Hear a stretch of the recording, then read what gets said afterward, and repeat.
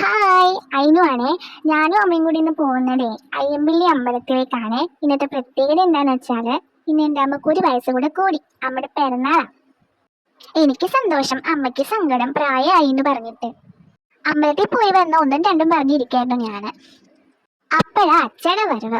ഞാനേ കഴിഞ്ഞ വിഷുവിന് കിട്ടിയ കുറച്ച് കാശ് കൂട്ടി വെച്ചിട്ടുണ്ടായിരുന്നു. അതെടുത്ത് അച്ഛനെ കൈ കൊടുത്തിട്ട് പറഞ്ഞു അമ്മക്ക് ഒരു ഡ്രസ്സ് എടുത്ത് കൊടുക്കാനായിട്ട്. പിറന്നാളില്ലേ പാവം. ഒന്ന് എന്റെ വകയും ഒന്ന് അച്ഛയുടെ വകയായിട്ട് 2 ജോഡി ഡ്രസ്സ് എടുത്ത് കൊടുത്തു കേട്ടോ.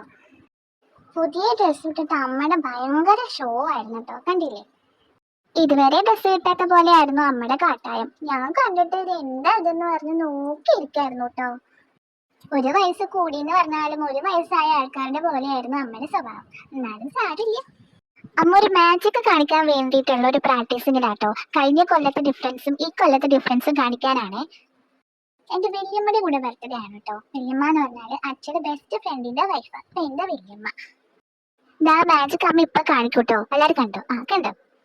കഴിഞ്ഞ പ്രാവശ്യം ഞാൻ അമ്മയുടെ വയറ്റിൽ ഉണ്ടായിരുന്നു അവര് കേക്ക് മുറിക്കുമ്പോ. ഇപ്രാവശ്യം വല്യമ്മയുടെ വയറ്റിൽ കുഞ്ഞാവെ ഞാൻ അവരുടെ കയ്യിലുമായി. ഈ ഒരു മാജിക് ആണ് കേട്ടോ അവര് കാണിച്ചിരുന്നത്.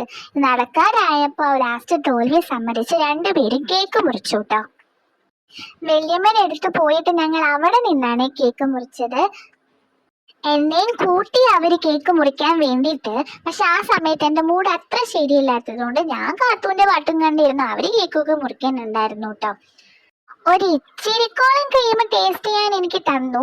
അന്നേരം കൂടുതൽ ചോദിച്ചപ്പോ പറഞ്ഞു ഞാൻ മധുരം കഴിക്കാൻ അധികം ആയിട്ടില്ല എന്ന്. ആവുമ്പോ തരാന്ന് പറഞ്ഞു. ഇതാണ് കേട്ടോ വല്യമ്മയും കുഞ്ഞാവേ. ഇതാണ് കഴിഞ്ഞ കൊല്ലത്തെ അവരുടെ ഫോട്ടോ. ഞാൻ അമ്മയുടെ വയറ്റിലുണ്ടേ. ഇപ്രാവശ്യം ഞാൻ അമ്മയുടെ കയ്യിലുണ്ടേ. വല്യമ്മയുടെ വയറ്റിലായി കുഞ്ഞു വാവ.